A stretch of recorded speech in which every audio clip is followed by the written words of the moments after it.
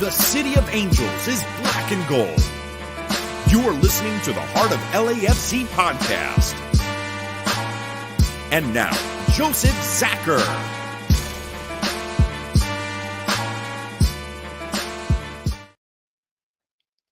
Greetings, Los Angeles. Welcome to episode 359 of the Heart of LAFC podcast. That's right. We're on again late night. We are your late night option unofficially. Doing it, getting it done. Enjoying progress in the tournament, of course. And getting more matches under our belt. And of course, getting really, really familiar with the Pacific Northwest. But here we go. We got to make it happen. Of course, we've got Bam on the road. Hopefully we'll get him on a little bit later. We've got Araceli. We've got Tony in the mix. Tony, I'm going to go to you first, sir. How are you feeling after yesterday? I'm feeling great. Good win overall. Everyone got what they wanted to see, which was the man, the myth, the hour, Mr. Giroud. And you could tell, we'll get into it later, but you could tell that the team was trying to make the debut memorable. Besides that, excited for the next round just because we now have another opportunity to still continue on. Remember, top three gets into this tournament of Champions League. And so one more step, one more round, and then we'll see. We should try to win this thing if we get there to that point, but we'll see how it goes if we keep playing MLS sides. But there could be a good Liga MX team on the horizon. I mean, yeah, the elephant in the room. I mean, we're gonna get the big one pretty soon here if we get the win. That's what it looks like. Question is, where are we gonna play at? If we get past Seattle, gotta get past them first. But yeah, it's nice to be in the Elite Eight, but we want to do better. We know that for sure. Of course, Araceli has been busy as busy can be, as you all know, holding it down. Araceli, how are you doing tonight? Actually doing very well. I mean, aside from the obvious of LAFC's win last night, much like Tony said, I think Giroud's debut was kind of the focus of everything and definitely more exciting. You know, personally, I am a fan of his. So seeing him make his debut and hoping that there's at least a very solid chance that he'll be coming to KC in early October just made it even more exciting. Other than that, I mean, personally, just kind of resting up, I should say, you know, getting ready to hit the road again in October from what it sounds like. More details to come, of course, but I'm just ready to travel again. I'll say it as that. Anytime you're on the West Coast, that makes all of us happy. That is for sure. So, looking forward to you making the trip out this way when it does happen, of course. But if there's a lot of football to be played, there's a lot of other things you got to take care of. That's for sure. In this busy, crazy footballing world. So, yes, looking forward to it. But I know we got a mission on our hands now. Of course, I think the big news outside of the match we played, which we will cover, is kind of the way this tournament's shaping up. A little bit odd, but maybe we shouldn't think that way. But basically, the way it looks now is there's only two Liga MX teams left. And talk about the polar opposites of the way teams are. You have Club America, which is, like kind of the face, right? They're the celebrated ones, hated and loved. It's what you do with these guys, but they have a lot of trophies, right? They're the big dogs.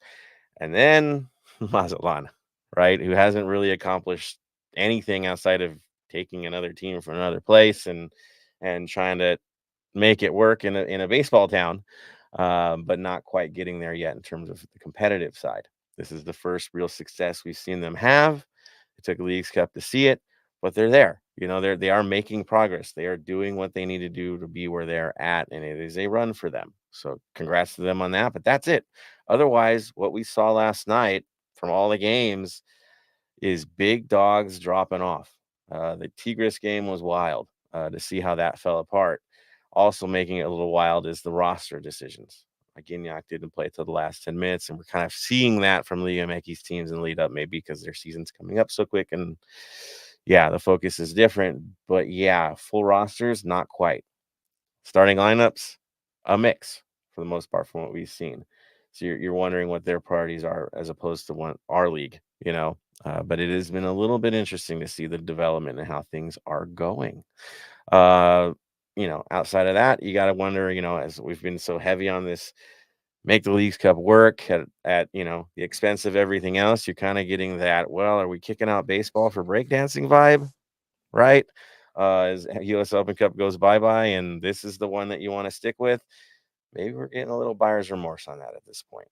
It's interesting, that's for sure. So that's all swirling around, but at the same time, our guys are taking it serious. Our supporters are taking it serious. You see what's going on. Like, we are in the race here. We are in the hunt. We're playing familiar foes, which we didn't really expect that either. But hey, if there's another chance to take down Seattle and disappoint them, we're going to want to do that. If there's a chance to take San Jose out of a tournament, we enjoy doing that. That's fine. It's just a weird competition as it happens. Of course, the other big news, like Tony said, Giroud's there. He made the showcase. He was accessible to fans on the day, right, Tony? Mm-hmm. He made himself accessible, which is really nice to see. I'll throw it over to you on the Giroud story. Yeah, he made himself accessible. He was there at the game. He came out early, really early, to kind of check out the field with his family and some a couple friends if he had, I think, that were with him. And then he started warming up. You've seen him in his gear with the number 9, of course. And then later on, I didn't think he was going to, but he started going accessible to fans in the stands. Where the seats are. I'm not saying the 3252, not just yet, but then he started walking to the 3252, took some pictures here and there. You knew everybody rushed to the front. Didn't pay too much mind to it because, again, he is one of our players and stuff like that, but at the same time, he's still a normal person. He's just, we're gonna get a lot of time with him and he'll maybe come back over here a couple more times, but at the moment in time, he made his debut, came out, cheers, everything. I think that made up for 2,000 more people in the stadium than 12,000 because it was 14,000. There were a lot more French flags and French-speaking fans than I've ever seen before. That is for sure. Very Even true. walking up to the stadium, because I couldn't go as early as I normally like to go, right? Mm-hmm. But I still went in, and the crowd that was going in with me, there was a lot of French, right, being spoken, a lot of flags, a lot of interesting jerseys. Yeah, there was some buzz there. That's for sure. Even though it was a Leagues Cup match, it was still there. And then, of course, when we did go on the field, the roar was a little different than we've had before.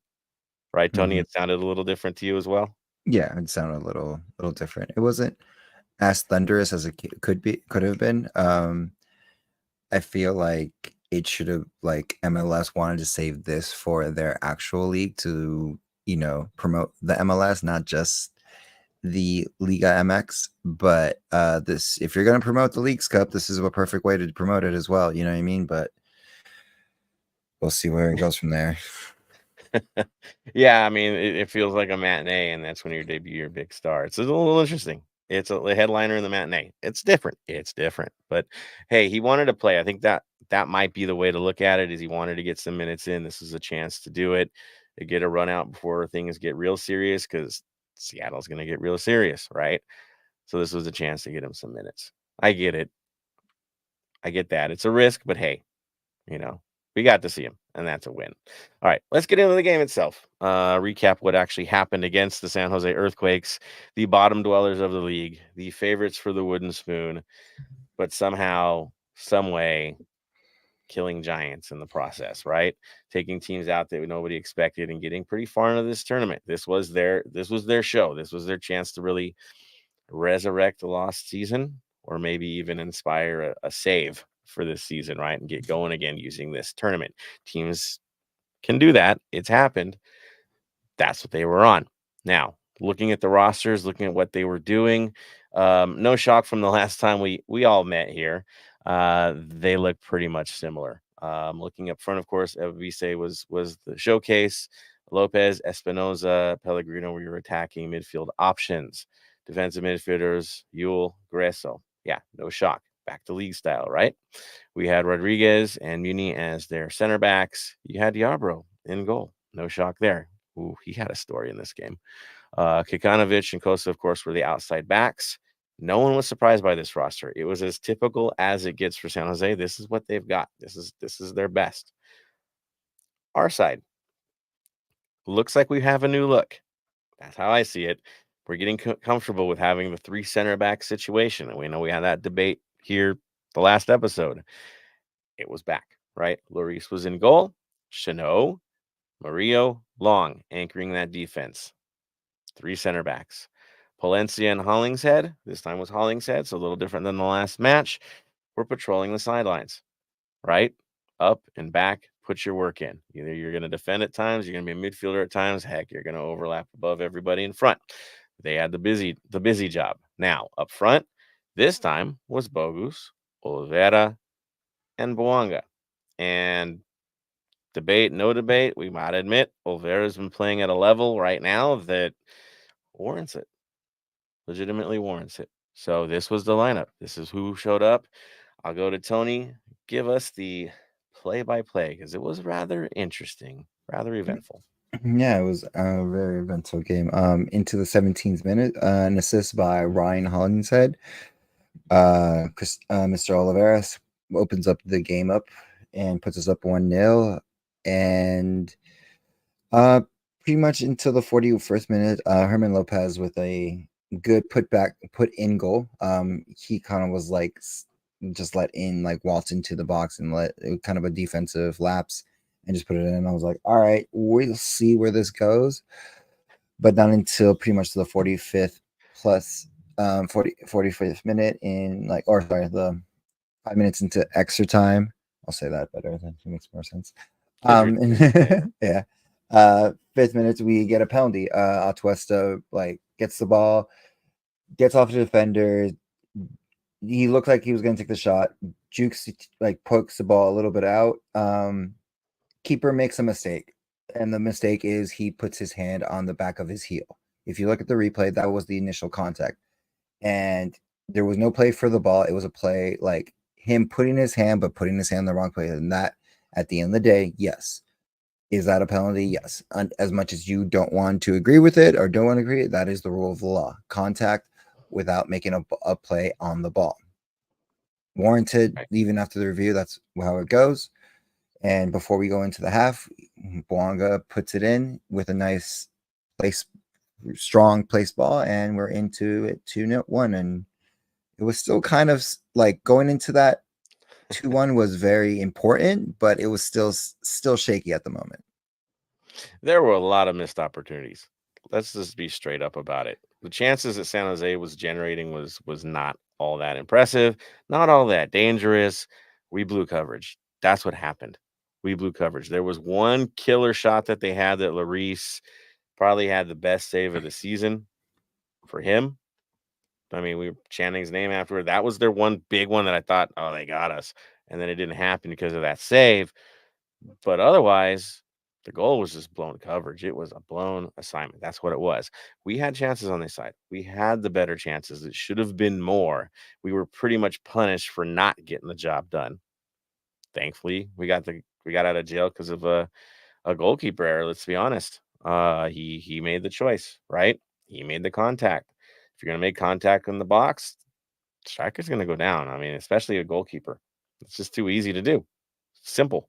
You take it, take the penalty, leave, take your 2-1 to halftime, regroup, figure out what the heck happened in the first and why we didn't end up where we were at, where we wanted to be, and take care of business in the second half. That simple. And that's what we saw. That was what we saw. Of course, they made the mistake of having us attack in the second half on our side because y'all know how it goes when you attack towards the north end in the second half. Good luck with that. And we went from there. Bam, can you hear us? I know he's commuting. I can hear. Can you loud and clear? All right. First half, your thoughts, performance-wise from these boys? Well, going into it, I didn't get a chance to watch the game live due to being stuck at work. It was a midday kickoff for me. But going out up 2-1 against San Jose, who can be a bogey team for us at times, is always a good result.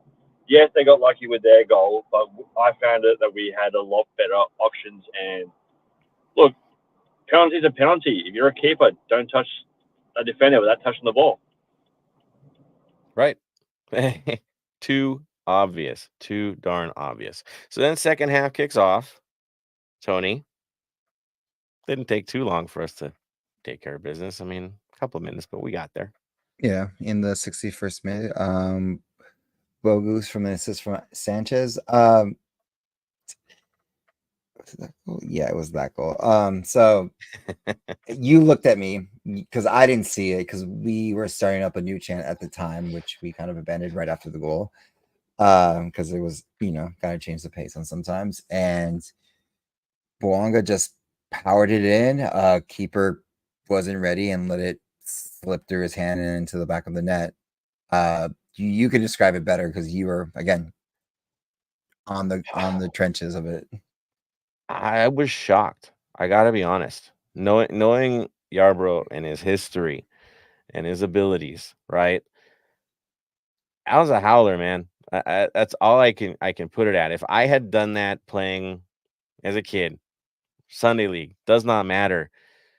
I'd say I was washed, man. Like that would be feeling real bad for about a week after that. Like it was that bad. He was shocked by it. You got to be honest. He really was, and he looked a little shaky after that a few times. So we got a gift, guys. That's what we got.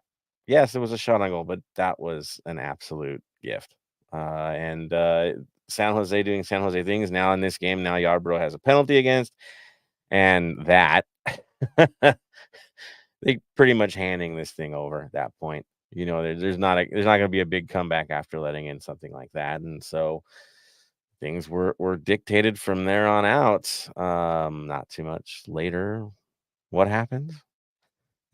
In the like 5 minutes later, an assist from Oliveira, a nice cross across, just bullet of a cross from Oliveira to Bouanga, and Bouanga just places it in, and there we go, 4-1. Nothing more. Well, Well, let me rephrase that. After the game wise, score wise, the relevant of the game, nothing more to report on that. Now we get into the Oliver Giroud show, and they were trying to get him the goal. You could see they were looking for him to make it. There weren't many opportunities, but we also did see him. So there was one play where he had an opportunity where he could have done a move to try to open himself up to make a shot, but then saw Martinez open, passes it back. Martinez with the shot ends up getting blocked, but to have the awareness to do that was a really smart move. So I will say this before he came into the game. I know we're going to talk about him now. Oliveira did have a killer chance, and it somehow didn't go in. And I remember you saw me. I was celebrating because I thought it was going in. Yeah, okay, we're good. And then it didn't, right? And it's like, well, it is Kike. He does this at times. And then that was the end of him because substitution and all. Now, Giroud comes in. Definitely we abandoned our game plan, right, for the Giroud show. We did. I mean, he came in as the target man. He's trying to make runs. They weren't quite getting the passes to him. They were either over touching it, under touching it. You could see they just wanted to feather that perfect play for him. I will say this, the few times he did get the ball, one time he chipped the ball up. You want to do something a little bit clever, and he just didn't get the touch. You could tell he was already mad. You could see on his face. The other, he got closed down quick. Still, with hardly any room, got a really hard shot off. He got blocked on the play. But for that little bit of space he had, that he put some power on it with no turn, right? And you can already see if he gets a little more space, watch out, right? It's there. And then of course Martinez did what he did, and I couldn't blame him. I would have taken that shot too. You got to the top of the box. That's expected. But yeah, it wasn't as pretty as we were playing beforehand because of what we were doing, but it's there. It's just got to get used to each other. It'll work out. And of course, worrying more about the situation itself, we'll approach it a little different, that's for sure. But at 4-1, what are you gonna do, man? It's yeah, this game was toast. Have fun with it. That's pretty much what we saw from the guys. That's my thoughts. Araceli, now we're at this point where we're moving into another familiar opponent. Now we got to play up in Seattle. Thoughts about our performance so far in this tournament? Is it as expected? Are we underwhelming, overwhelming? What are your thoughts? I think it's more leaning towards just as expected, especially looking at the bench and the players that are being called up that you would typically see in LAFC2 play, like Musto, Ordaz, Duenas. I mean, of course, I'm not surprised by it, but it is showing an interesting effect on LAFC2, if you will, which we will get more into later on. But in terms of overall performance, I think it's doing very well. Again, kind of as expected. If anything, my concern, if any, is just player fatigue going on after Leagues Cup because we'll have MLS play again. You'll have Open Cup, so it kind of begs that question of which players are we going to continue to see in the starting, especially with this game against Seattle. Yeah, I mean, how serious are we going to take it? We of course will. I mean, the right tournament, but yeah, who gets risked out there? I think is the big question. And of course, in the preview, we'll cover that because now that Giroud's in town, we already have some hot hands up front that are performing. And are you going to just kind of put full stop on that for the sake of him, or are you going to run with the hot hands? I mean, Kamara has been on fire, Bogu's on fire, Kike. That touch for that first goal was world class. That first little bounce hit forward past the defender, he would have just tried to speed past him before. It would have been a one-dimensional approach. Instead, he was slow play move, pass past the guy. Really smart in the way he approached that. These guys are firing on all cylinders. And now this new face comes in, and yes, he is Giroud. There's no doubt. We know what he can do. But man, keeping that balance, keeping the hot hands where they are, you're heading up to Seattle. And the crew before him took care of business up there already this season. Humbled those guys up there. What are you gonna do now? I think, Araceli, you're right on point. Is how is this gonna fit? How's it gonna work? And we'll get into that in the preview. That is for certain. But yeah, takeaways is well, we see who we have now. Now, yeah, how's it gonna fit? I see Bam is back on, so definitely want to have him jump on here. Welcome back, Bam. Now you're in the show, not on the road. We've got full measure, Bam. So yeah, we're talking about the thoughts about the team now that we're getting results with what we have, and now a new face shows in.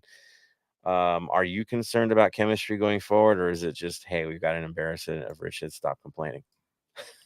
I don't think we've got much to worry about. At the moment, the way I look at it, bring Drew in slowly. Our starting front three, they're firing all cylinders. Why would you want to break that up at the moment? Yeah. Yes, we're going to get fatigued a little bit. Then we start experimenting a bit more. We can go back to the 4-3-3. Like, I'm enjoying this 3-4-3 makeshift lineup we got at the moment. It's working well. It's different. Keep growing what we do. Keep Drew as a sub, or if someone has a slight niggle, then we can change it up. But at the moment, we got embarrassment. We got riches that we can use at any time, which we should keep. Right. Keep guys healthy. Keep guys fresh. You don't have to overuse anybody at this point. Cycle them in, cycle them out. Let's go. But yeah, knockout tournament, you do the best you possibly have in terms of form. That's it. That's where we're going to go. All right. So good news there. Of course, there's also other good news from the LAFC front. That, of course, would be LAFC 2. Flying, doing what they had to do. I think Tony went to that game. Right, Tony? You went to that game? Yeah, there he goes. He's giving me the peace sign. So he went to that game. But, of course, you know who gives us our updates from LAFC 2. That's right, Araceli. So, Araceli, we faced a rival. And how did that go? It went very well, actually. But before I get into that, there was a little bit of partnership news earlier this week involving LAFC2. It was announced that LAFC2 and the LAFC Academy have secured a new partnership with the Football Science Institute, an international institute for training and research in sports science. So, as part of the partnership, both player development staffs from both teams will have access to FSI's extensive online master's program and will participate in their internship program. I don't know if we have any players that are technically part of that staff, but moving forward, that is a very nice incentive for them to have. Now, going on to the game itself, LAFC 2 defeated Ventura County 2-1 in Thousand Oaks, ultimately winning the series of El Traffic Chico. I know, not everyone's favorite name, but better than how Ventura was branding it. I'll leave it at that. Now, I did find it interesting that Ventura dominated across the board in terms of being on the attacking end with possession, creating chances. However, LAFC2 prevailed with Ochoa recording a total of 6 saves. In the 40th minute, Christian Diaz connected on a Luca Bambino long pass to bury a clean finish just to get the party started. In the 56th minute, Mueller scores in back-to-back matches for the Black and Gold, with a beautiful sequence leading up to Wibowo sending a low drive to Mueller inside the box, who then taps it in to give LAC2 that nice 2-0 advantage. 6 minutes later, Ventura did respond to pull one back, courtesy of Asel and Singe, but thankfully, even though I mentioned that Ventura was on the attack, LAFC2 did well to defend and keep that win overall. Of course, I'm sure Tony will give a little more perspective on that because I was working, unfortunately, so I couldn't really watch from the full 90. But after this match, LAFC2 does find himself back in the top 10 rankings in 6th place, and even won Team of the Match Week 22 honors for their performance. And before I get deeper into that, I kind of want to hear Tony's perspective on it, of how you viewed it.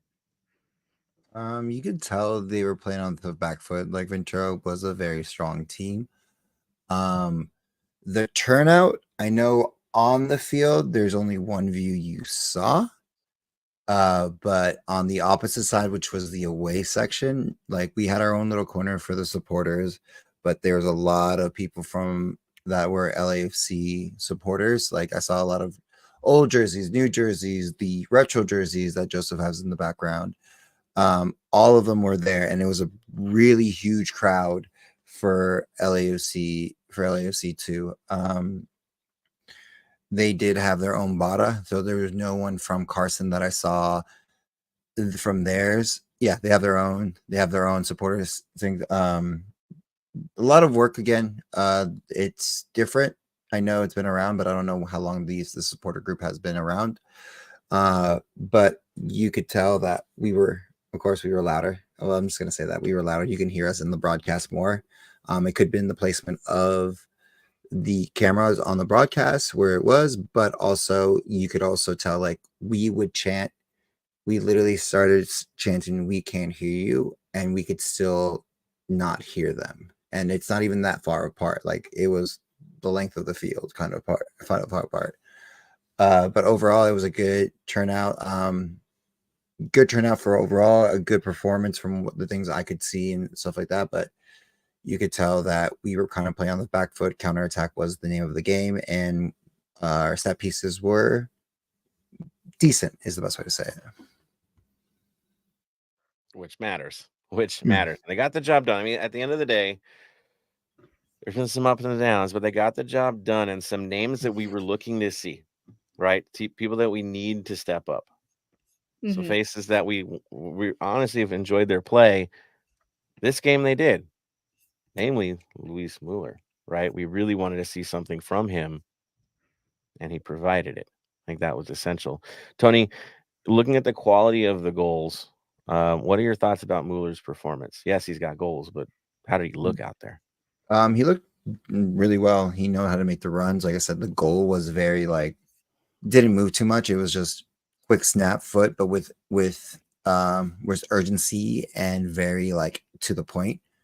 Passes where you can tell that the through passes, overhead passes were great because we had the speed when that happened. Like you can tell that the Ventura team was not prepared for them, and then our defensive line, this is going to be the weird part for me, could tower over could match up with their towering the forwards, and so when they would get to the ball and try to send it over, our defenders, who are actually really tall and like how a defender you think he should be sometimes, strong, quick, and like athletic and can jump, were denying them those through balls and stuff like that. So again, it was from Mueller's perspective. I know I just went on a different section, but from Mueller's perspective, he was doing really well.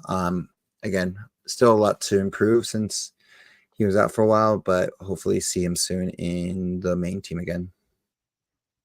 There we go. Yeah, I mean, things are getting busy, right? We have this tournament, but things are getting rather busy, and league will be here soon enough. So yeah, the openings will be there. Oh boy, for sure. Now, outside of that, who was the goalkeeper for this game? Who featured? Ochoa. Ochoa. Okay. Yeah. So he's still getting the minutes. I know we kind of lost a friend today, guys, to Columbus. So Well, before we talk about him, I do want to mention very quickly, because I did kind of talk about it in the opening of the show, was that looking at the overall roster for it, like how I mentioned for last night, we saw Musto, Duenas, Ordaz all on the bench, who would we typically see with LAFC 2. What I have noticed for the last, I want to say 2-3 matches, LAFC 2 has been dipping into the academy side lately to fill the bench with players like Adrian Aguilar, Dempsey Rayich, Dylan Alfred, Mateus Wanchop. Excuse my mispronunciation of that, but the point I'm trying to make is we're seeing kind of the point of this team essentially is to bring up players from the academy, give them those minutes, give them that opportunity, and you never know, they could sign an LAFC2 contract eventually, just like Eddie did last month. But to kind of wrap it up with Ventura, going back kind of to the standings with the win, LAFC2 did leapfrog in front of Ventura in the standings, taking that third spot with 36 points. So they are in a very good playoff position. Even though decision day is still not till October 6th, we have to take these games even more seriously now. And to secure that top spot, I know for Next Pro, they did extend the playoffs format where 8 teams can move on. Of course, we'll get into that a little bit more next month as it comes up. But next for LAFC2, they will host the Portland Timbers 2 at Titan Stadium this Friday at 7:30 Pacific time. The match will be free to stream on the Next Pro site if you're unable to make it. But as I've said this entire season, I highly encourage you to go out to the game. Check it. You're literally watching the future of LAFC at this point. And now that there's more academy presence, it could be even more reality, especially for next season. Yeah, it is great to sound the mix, hear about the mix of players, see the transition happening in real time, right? And still getting results, right? They're competitive even when they're bringing the young kids up. So you could tell there's just a proper pool of talent now, which is good news. This is what we wanted from them. Be competitive, but also give the opportunities. So right where we need to be. Thank you, Araceli, for the update. It's sounding good. Let's hope they keep it going. Third spot at this point. Driver's seat, to be honest. They just got to do the job. So good on them. And of course, for Mr. Romero heading off to Columbus, we are beyond thankful for his service to the club. I will say that right now. He is one of the gentlemen of the black and gold, always approaching the fans, always being a good part of the community, even looking out for us in free kicks and all that stuff and warm-ups. He always had something to say, looking out for people. So hopefully he gets a good chance in Columbus and does what he needs to do to keep his career going. Just not against us, of course, but we are still proud to have him be a part of our family and just hope for nothing but the best. I'll leave it at that. Anybody else want to add in as well for that? Just pretty much thank you, Romero, for everything you've done for us on and off the field. I know he was a very approachable guy, very likable guy, you know what I mean? So he will be missed. I wish the best for him. But yeah. It's the business. It's the beast, right? It's what happens. So again, where could he elevate with us? I think he kind of hit that ceiling. This will give him another chance. So there we go. All right. I see about 6 comments from you guys. So I do want to throw those up right now before we get into community news. Tony's like raring to go for community news. I can tell. But let's see what we've got. Who's on tonight? We have Dave checking in. Says we need to continue to execute the plan. That is the plan. That is for sure. A8. Hey, that's your first comment with us. Like it. It says Oliveira was very impressive last night. He's been, I gotta be real, he's been impressive ever since coming back from the Copa America. I feel like a different player came home after that. Definitely sharpness is there. Yes, he misses some sitters. We know this, but the thinking, the touch on the ball, it's just you can play it differently, and I'm digging it. That's for sure. He also says LAC took the earthquake the day before personally and responded with a 4-1 win. Yeah, we gave him an aftershock. That's for sure. We'll take that. A little less of that earthquake stuff, though, man. We're okay. We're okay. We've known this. We've had a history of it. Stay calm, Earth. It's all right. Kickball Pod's on too. He says Seattle is garbage. We all agree, but you know what's even bigger garbage? The thing they call a pitch. That's the big garbage. And that's what usually levels teams, is because they play in plastic. So we'll get into that for sure. Velez says Giroud should come in as a sub during Leagues Cup games, get him ready for MLS. I'm with you, man. I felt last night was a little bit of a risk. I understand why, but it's still a risk against those guys. Right, Tony? He knocks the microphone. It felt risky, but I get it. I understand why, and I like it too. Super sub works for me. Sargiuse says, "Does anybody talk to Bambino about his World Cup experience? The kid puts in some laser crosses." Agreed. Nice. Sargiuse, thoughts on Dolo coaching staff at this point? I am happy. Knowing who these guys are and what they do and the technical staff and all the work that they put in, I know we're in good hands. We've been in good hands. There's some things that can frustrate people with decisions that are made. I get that. That's the nature of the sport, but it's a well-oiled machine. And I know not all of us are going to get a chance to go see him at the Performance Center, but if you do, I hope everybody at some points gets that chance. You'll see. It's a very positive environment. There's expectations there, but it is positive. It is good, and I'm happy with it.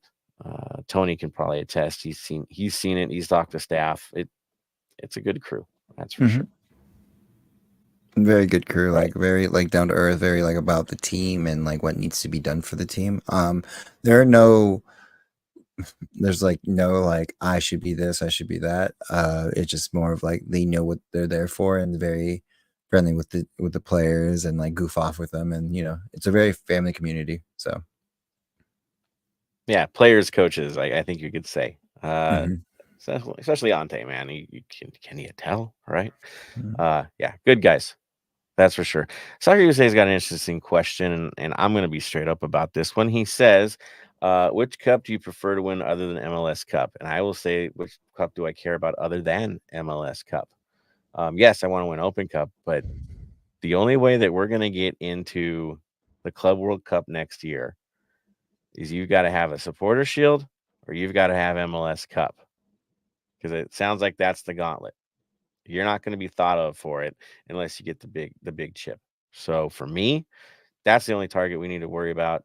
Open Cup, yeah, we want that, but that's not going to get us where we need to go ultimately, right? We know what we wanted to be a part of, and we kind of failed. Let's be real. And there's another way in. So for me, it's always going to be about the big chip. I want Open Cup next after that. Everything else is what it is. But MLS Cup always has to come first. Bam? For me, if it's not the MLS Cup, it's got to be the US Open Cup. It's more prestigious. It's more timed, more honored. So it's that. I'd love us to one day make the final of the Club World Cup, but that's a little while away before you can make that. But the US Open Cup is a time-honored cup that needs to be respected again. Yeah. I think all of us, after witnessing what we witnessed the last few weeks, go, it's the better one. Yeah. Tony? US Open Cup is going to be the one for me if we're going to do a cup. Well, in the tournaments that we're in, Champions League is the important one for me. We've been there. We should win it nowadays. But those are the most important cup. But I want all the cups, honestly. Like whatever tournament we're in, we should get them all cups, no matter how unimportant or important the tournament is. We should be always striving to win any trophy that we can get silverware for. And the club has said the same, Yeah. right? I mean, they haven't even thought anything otherwise. They're going for everything that they play for. That's it. No resting. You got to go for it. So that's okay. I get it. Araceli, your thoughts? Alternative to MLS Cup, which one's the most important to you? To avoid putting myself in the hot seat, I'm going to say MLS Cup. That's the focus. I get you. Supporter Shield a little bit less, right? We'll say that at least. Just maybe. a little. Yeah. Okay, there it is. All right, and Sakayuse has one more comment. It says, question for Tony. I think I know how this is going to go. Any French influence chance on the way for the 32-52? We already have one technically. Yes, we do. Yes. So I think we might try to bring in the Drew chance because we do need player chance coming in. I've seen every comment and stuff like that. We'll have conversations about that. But there is already a French chap. But we'll see what we can do. I know it's harder to get a different language that's not already spoken throughout the 32-52. Even the Spanish chants and sometimes the English chants are the hardest ones to get through, but it's always a process of people learning them, understanding how the rhythm goes and how the flow goes. Because like I know people are like, we should do these and this and that. In a small group, it's easier to get people to know how to do this. In a larger group like stadium setting, if someone doesn't know the chants and doesn't know how to go with the flow, how to like make the chant flow and stuff like that, it does sound kind of awful, and you can hear it. But at the same time, we're also not gun shy. We did bring out, I believe, 2 chants last game, or one more. Actually, yeah, we tried out 2 new chants last game. If you guys noticed, so like I said, it was up high enough. The crowd was into it, so like might as well just throw it in, see how it goes. Yeah, it's the right tournament for it. I got to be honest. Yeah. They're experimental, and this is experimental, so that makes sense. Yeah, and we do say "allez" last time I checked in some chants, and that counts. Last time I checked, so there you go. Yeah. All right, Dave's with you, Tony. He agrees with you. He says, "I'm with Tony. I want all of them," and we like that. That's how the club operates. So we get that. Why parse? I get you. I do. All right. Those are comments I see so far. Add more as we go. I know as we talk about Seattle, but we will definitely hear some more. All right. Moving forward. I think the next one we want to talk about, of course, is community news, sir. So, Tony, you have the floor. Again, not too much community news. I already knew. Look, for the Seattle game, I was looking up in advance of when the game was going to be, because I was like, wait, Seattle already knows when they've advanced, so we know they're hosting, so they must have some information on it. So we already knew about it was going to be Friday. But so with that being said, there are 2 watch parties for the 32-52. The one of the locations is Best Balls in Van Nuys, 6331 Woodley Avenue, Van Nuys, California, 91406. And the other one is Boomtown Brewery in Los Angeles, 700 Jackson Street. And yeah, those are enough for the community news for the moment right now. I know it's a quick turnaround. It's a lot of things going down, like, because then for the next episode, if we win, which we'll see, we're gonna have to go find out where the next place is we're hosting or not hosting, and I kind of have some information on where we might be hosting if America makes it through, just by the trend it's going. Yeah, I think it's the dead obvious, right? They're not going to use our house as their home field advantage. Could you imagine that atrocity? Yeah, they fill up a place and sing for 90 minutes in a place that rarely gets a home group singing for 90 minutes. Mm. Am I wrong? Am I wrong? Mm. I'm not wrong, and you know that. Yeah, the most I exciting thing over there is the velodrome. We know this, but hey, whatever. Yes, Tony. I hope if it's there and if we progress, the security and separation is done well, because we don't have the greatest history against this side. Like again, the first time we played against them, it didn't end well, and ever since then, we can consider them not necessarily rivals, but big dog versus big dog. Who represents the Mexican culture more. Again, being biased, I know because I grew up being a fan of them. But I'll say this right now: if we miss and then we do play them, I win or I lose, and that's what I mean with I win with black and gold and I lose with black and gold. I'll just say that out there. Right. Loyalty not tested in that window over there. That is for sure. That is for sure.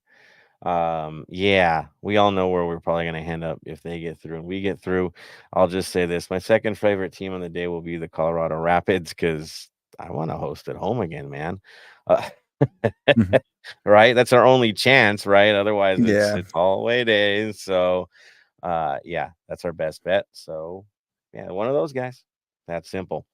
All right, let's move forward. Final club minute. You guys probably have something better than I offer, but I just had to because I'm a geek and that's just the way it runs. But thinking of French duos that make everybody happy, it's kind of obvious where we're going to go with this one. But I did throw a little bit of a curveball. Of course, I went with Daft Punk, right? We love French duos. We do. But rather than doing the classic album, I went with Tron Legacy, because they did the full soundtrack. And now with Tron Ares, that's going to be coming out next year. Yeah, I'm a Tron fan. I know. Yeah, I had to throw that out there. Nine Inch Nails will get the next movie, but we had Daft Punk and they had that. They had a Derez version, right, with covers, but it was fantastic. It was awesome, and we all love Daft Punk. Bam's nodding at this, right, sir? I think it was a good choice under the circumstances. It was, but a song that I threw up there that I had in my back pocket because of something you said earlier, and just because we could, I was going to go with a band from Finland, Boomfunk MCs, B-Boys Fly Girls. Australia talking about B-boys, man. I'm sorry, dude. I'm sorry. I just oh, that was fun. That's just all over my feed. Sorry, man, but it's this Olympics was wild, sir. Right? Just wild. Very, but my favorite Olympics start very soon, so I'm looking forward to that. The Paralympics. Yes. I think the Arc de Triomphe is now the focus for the next one. Like where ceremonies will be. It'll be cool. It'll have to be cool. And I will say this, Vinyl Club, other trivia Vinyl Club, there was another Australian band that opened up for Foo Fighters on Friday that we actually featured. Do you remember that band that I brought up? Yeah. Yes. No, Amyl it's and on the my head. Sniffers. Amyl Yeah, and the yep. Sniffers. They actually opened up for Foo Fighters at our stadium, guys, and we actually featured them this year for Vinyl Club Minutes. So yeah, kind of cool, kind of fun. But there you go. Moving on. Let's get to the football side of things. Let's talk about it. Leagues Cup, Sounders, the familiar foe, the one we always have to deal with. Those guys are real rivals because they show up in games that matter. Here we go again. I know. Don't all be excited at the same time, but yes, kicking off 5 o'clock this Saturday, quarterfinal feature. The other quarterfinals, of course, America versus Colorado Rapids, Philadelphia against Mazatlan, and Columbus versus New York City FC, who got a great win at Red Bull Arena. What? Yeah, I know. Weirdness. But that's it. Those are your elite eight. We'll see what happens after that. And seeing how Columbus and Philly are sitting on that other side, dude, could you imagine? Could you imagine, right? We take down Seattle. Colorado does something nobody expected. We end up playing Colorado, and then we get the choice of Philadelphia or Columbus in the final, if we get that far, of course. Only playing one Leo Mackey team our entire run through. I think that's just the most Leagues Cup thing that could ever happen. Am I wrong, Bam? Yeah, it'll be interesting to see what happens, but the main focus at the moment is we've got to get past Seattle. That's it. That's it. So, looking at what they're doing, of course, they've got 2 losses, 3 wins in their last 5. Obviously, they got a big win against the Pumas, right? The last game. They also knocked out the Galaxy in familiar confines, right? Of course, they lost to Necaxa. They beat Minnesota, and of course, lost to us 3-0. Familiar thing that runs with all of it. Guess where they played, guys? Yeah, at home. Everything at home. Everything at home. So the last 5 games at home, 3-2 record. There you go. Hide on the turf, everybody. Now, who's standing out for them? The names, again, all too familiar. Leading scorer so far in the tournament for them, Jordan Morse, 3 goals. Paul Rothrock, little surprising for many of you. He's got 2 goals in this tournament. Rusnak got a goal, and then there's a couple other down the line. Top assist side, Rusnak, 4 games played, 4 assists. Yes. Rolled on, 2 assists. Morris, an assist. Rothrock, an assist. I think Rothrock's kind of that new face for us. If you're not going to be familiar with their lineup, it's this kid. And I know Araceli, want to give us a little heads up on Rothrock? I mean, you've seen him play a few times, and he has featured a bit on some highlights, hasn't he? Oh, absolutely. Rothrock comes from the next pro side of things, having played with Toronto's academy, their secondary team, and more recently Tacoma Defiance, where he has definitely made a name for himself. He's with the first team and clearly is taking everything he's learned into full effect. So I do see him being a thorn in LAFC's side, Yeah, it's potentially. not going to be easy. No, Mm-mm. he's hungry. He's a young, hungry player that really, again, Brian Schmetzer has this way, right, to get these kind of players to feature for him to do what they need to do, and he knows how to develop young talent like this. So I'm not surprised we have a new face like this. He won't be easy for us. That's for sure. He legitimately belongs in that lineup. There is no question he belongs in that lineup. He's earned his spot without a doubt. Looking at the rest of them, looking at the possible lineups, there is a wrinkle, guys. You're like, what? There's something different from Seattle? There actually is. Last game against Unam. Bam. What did they line up with? Their last game they went with a 4-2-3-1. No, they switched up. It was a 4-4-2. 4-4-2, was it? What? Yeah. Yeah. Go around What? football, they serve as a 4-2-3-1. Yeah. So what I'm seeing here, of course, João Paulo was back. Vargas was back. There was no Rusnak was actually featuring high in this game rather than low. They're pushing on the edges. A little different. Same faces, but they approach things a little bit differently. What? Out of their element? Got them a result? Maybe. It's just a minor change, guys, but it did look different. It did. Who else was in the lineup? Roldan was in the lineup. Rothard was in the lineup.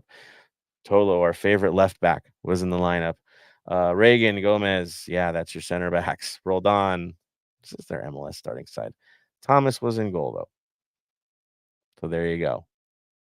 Same players, maybe approach looked a little different. It was a little bit of a messy game, let's be honest. But still, familiar foes. Are you worried at all, Bam? I know the conditions are always an issue, but your thoughts? Yeah, playing up there is always an issue, especially with the pitch and all that kind of stuff. We can't go in all willy-nilly against Seattle because Seattle can beat us on a day. For me, it is we've got to go in there, not cop an early goal, and keep the game under our way and not let them dictate how to play the game. Right. I mean, that's essential is you can't fall behind. You can't give a mistake. This is a team that's horrible to deal with if they get a lead against you. They just are. Tony, I know you and I, we've had conversations and moments of hair pulling because of Seattle from time to time. Yeah, your thoughts on this? What worries you the most, and what makes you feel the most comfortable about this next match? Honestly, the turf, that's going to be it. It's going to be like that. And also if Giroud's going to play, you know what I mean? Like, I don't know what his deal is going to be with turf, because like I know with most European players, they're like kind of opt out of it. So that's going to be the most kind of thing. But with Seattle, it's going to be, are they going to play more aggressive and physical, or are they going to play more how do I say this? More kind of like on the back end and let us do what we need to do, but not give us the space that they usually do. So just clog the middle. Right. Now, what worked last time, we basically mobbed their outside backs, right? I mean, we were taking turns, moving around, staying with speed, staying more dynamic on that side. And of course, that was one of the matches where we really, really utilized that kind of new style that we've been doing lately, right? With a 3 center back setup, and it worked. I look to you guys. Araceli, are we going 3 center backs again? I see that being a strong possibility, considering that's what we've basically been seeing throughout this tournament so far. Yeah, I don't think any different. Bam, are you in agreement? 3 center back setup? 100%. It's going well so far. Why change what's working for us? Exactly. Nice thing is, didn't look like anybody was hurt after the last game, so things could be the same. I think one change might come into this thing. I'll go to Tony. Your outside backs, your wing backs, whatever you want to call them, outside midfielders, the guys patrolling the lines on the turf. Is it Hollingshead and Palencia, or are we looking at somebody else on that left side for this one? I think it's going to be Campos, to be honest. I see Campos. Valencia is going to be the automatic one, but I don't see it being Hollingshead. Like, yes, he did start, but again, older gentleman, quick rest. I think we just keep going back to this, like, start Hollingshead, start Campos, start Hollingshead, start Campos until it, no longer works. It seems fresh, and they seem comfortable in this environment. They're both fresh because they're doing this. I think I'm with you on this one. I see a nod from Bam. Araceli, you're thinking the same thing as well? No, I definitely agree with him that I do want to see a Campos get the start, but unfortunately, I see Hollingshead getting it because he always seems to be the safe bet for Dolo for some reason. Could be the super sub too. I think they'll both get minutes, but it's just who gets there in the early stages. Now, anchoring the midfield, I think it's consensus. Atuesta, Sanchez, if they can play, they play. Right? Nobody against. I don't. Yeah, head nods all over. So there you go again. Now, here again, the hot hand. Well, when you have 5 of them, it makes it a little interesting up top. We had, I think, the last time, what? Boanga, Bogus, Oliveira. That's who was the starters. Will it be the same this time? Because I believe the last time we played them, we had Boanga, Ordaz, Bogus. That's what we featured the last time against them. We also Campos featured the last time against them too up there. So for that. But here's a thought. What do we go with? What's our top line for this? And Tony, I go right back to you, sir. Who's your front 3? Boanga's an automatic for me.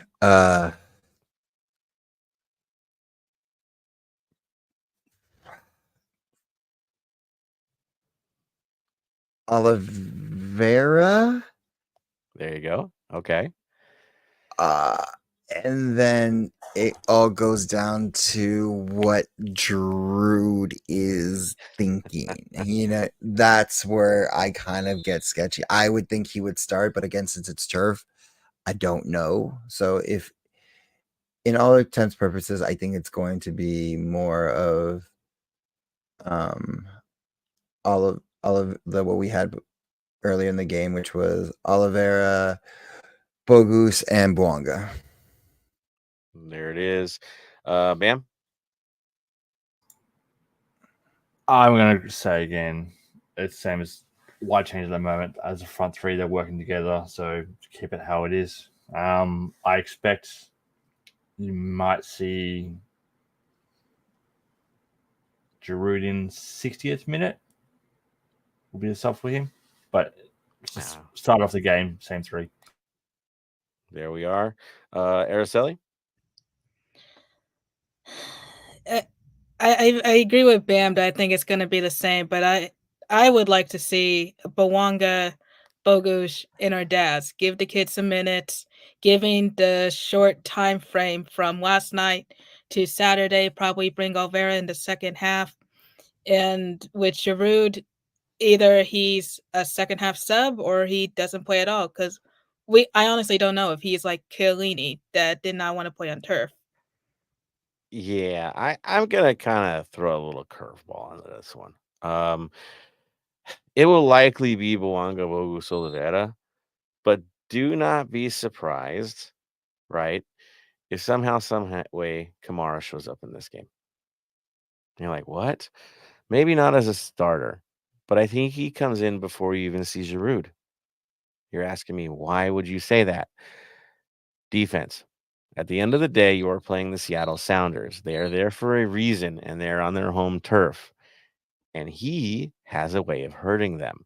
He has a history of performing against them, and he understands the assignment coming in, right? Covering space, not letting up. This is Seattle. They will play you for the full 90. Know the assignment, know the dirty side of this assignment, right? It's going to be rough and tumble. And a guy like Kamara has a way out there, right? He burned them before. We know this. So I think you might see him before Giroud because of the nature of the match. And do you want to risk Giroud at this stage of the Leagues Cup? It's an issue there. So I think maybe Giroud doesn't even feature in this unless we already have a lead and you're looking for something for insurance. Maybe. But I'd say don't be surprised if he doesn't even feature in this game. Don't be shocked by it. I wouldn't. Any other thoughts we want to throw into this, guys? Bam, anything else you want to throw into this mix as we play those guys? No, not really. Ready to rock and roll? Yep. Here we go again. Araceli, you want to add in? I think we're ready for this thing. All right. Let's do this, guys. We've hit over an hour. You know what usually happens at this. Let's check with the fam with their comments. There's about 4 out there, and then we're calling this a night, guys. All right. So who do we got on here? Burke, giving the Tron Legacy love. See, there it is. 15 years between films. What? Yeah, crazy. Yeah, Tron Legacy, excited about 9 Inch Nails. I am too. Calling it Aries, you can already tell where we're going with this. Soccer USA is doing Foster stuff. Foster band. There we go. Well, technically, it's not Australian anymore. I don't think so either, right? Asahi Group owns it, like they own most beers, and so it's technically not Australian anymore. But yeah, yeah. All right. He says, "Oh, Soccer USA. I will go on this one." It says Columbus seems to have our number. If LAC cruises through the West and they win the East, in what way should we approach them differently? What have we learned? What about Miami? Miami's done, right? Their show is now over. But man, I don't want to play Columbus. I don't think anybody really wants to. Especially going over there. Ugh. Yeah, nobody wants to deal with that. I'm just hoping that somehow, some way, Philadelphia gets inspired and we get to break their hearts because we like doing that. We have a history of breaking their hearts. Something about that. Or maybe we get Mazatlan. We can all pray for that too. Not being mean to New York City FC, but come on, guys, let's be real. Soccer USA also has thoughts on Iliad's Western performances lately as a partnership, as individuals. Who's next in line? I'm just going to say I'm a happy camper. I'll leave it at that. Anybody else want to add into that? Everybody's shaking their heads. They know where it's at. All right, guys. Love the comments. Keep it going. Again, you are the reason why we do this thing. You keep us moving. So let's call this one, guys. Let's get ready for the weekend. Final thoughts. The last man on is the first man out. So, Bam, you have the first say, sir. Final thoughts for everyone that's going to watch parties this weekend. Just be safe. Look after each other. Don't drink and drive. Don't be an idiot. People do love you.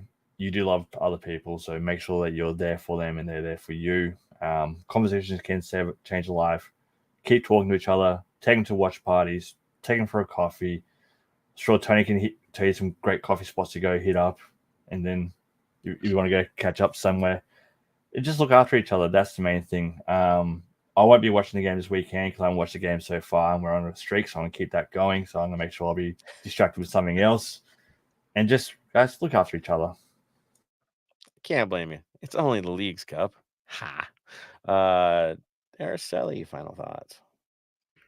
Final thoughts for me, and wishing everyone a very fun and safe weekend, whether you're going to a watch party or actually traveling to Seattle yourself. I know that this is something that I would definitely bring up at some point next month, but I just want to lay it out there very quickly that if anyone is planning to come to KC for the game, definitely hit me up. I'm more than happy to give you recommendations on things to do, where to stay. I know a few of you have already reached out in the last month or so. So it sounds like there's a good little group coming to town, but we shall see. I will say for that weekend in particular, aside from the game itself being on Saturday, that Friday is First Fridays, which is a big deal in KC. So if you love art, you love live music, that is definitely the time to come to town. And then, of course, the following day on Sunday is decision day for Next Pro. And Sporting 2 does host LAFC 2, which will be played at Swope Park, which is like not even like 10 minutes from my house. So come ready for a great weekend of soccer, art, fun. And again, if you need recommendations, be more than happy to give you a novel. There we go. And of course, hopefully Ox makes it out as well. Again, his birthday was last week. All love, Ox, man. We miss you out here. He might be there too. He kind of makes that trek. When there's a group that goes, he goes. So give us a heads up, Ox, if you're making that Ox happen. is coming. We are planning something. Yeah. There it is. There it is. See, like clockwork. There we go. So yeah, it's a great time. I love Kansas City. I've been there a lot. I'll probably be there at some point again. Not about this year, but you know how it is. I'll be there again. That's for sure. Need to come All right, back. shifting it over. Yeah, it'll happen. It'll happen. It's only a matter of time. It seems destined, right? Tony, throwing it to you, sir. Recovering from the North End. Final thoughts. Final thoughts is drink responsibly. Make sure you get to the places, safe. Leave the places safe, and just have a fun time. Hopefully, we can advance in this tournament, and we're back on. Saturday. So maybe I don't know how quick the turnaround is. Maybe Monday, maybe Tuesday. Talking about who we are placing next, and just about that. Just make sure have fun. Be supportive, and if you are able to go out there, have fun out there. And if there's an extra trip to Carson that might be in the plans, that meant we got our job done on the weekend, right? Mm-hmm. So there goes that. All right, my thoughts, guys. Again, for those of you traveling, please be safe up there. Have a great time. Seattle is an amazing place to visit, even though we seem to visit there every other week. And more again. But this one's at the big stadium. Don't forget that. It's the Open Cup that goes to the little place. But this one will be at the big stadium. Have fun while you're up there. Enjoy it. And, of course, represent us to the fullest. For those of you going to watch parties, enjoy it this weekend. And, of course, hopefully we're in this tournament. We're talking about it next week, so we can get back to you guys and preview that one. So on that note, final word, Bam. Stay golden. Araceli. Stay golden. Tony. Stay golden, Los Angeles. And from me to all of you, stay golden, Los Angeles.